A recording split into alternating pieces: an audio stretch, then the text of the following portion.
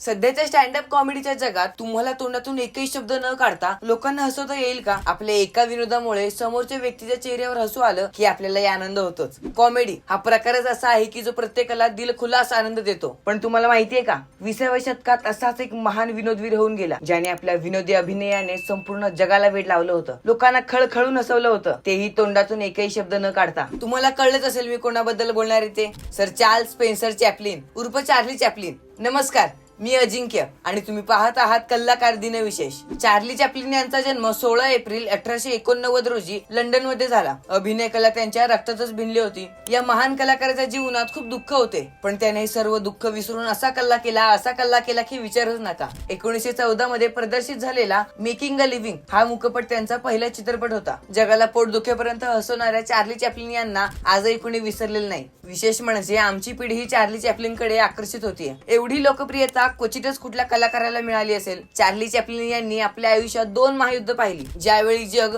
युद्धाची झळ सोसत होतं त्यावेळी चार्ली चॅपलिन लोकांना हसवत होते. 1931 मध्ये तर चार्ली चॅपलिन यांनी लंडन मध्ये महात्मा गांधीजींची भेट घेतली. त्यांच्या भेटीचा चार्ली चॅपलिन वर खोल परिणाम झाला, ज्यामुळे त्यांचा मॉडर्न टाइम्स हा चित्रपट आणि नंतर द ग्रेट डिक्टेटर या कामांना प्रेरणा मिळाली, ज्याने शांततापूर्ण अहिंसक प्रतिकाराचा पुरस्कार केला. हा संपूर्ण व्हिडिओ पाहण्यासाठी कलाकार YouTube चॅनलला नक्की भेट द्या.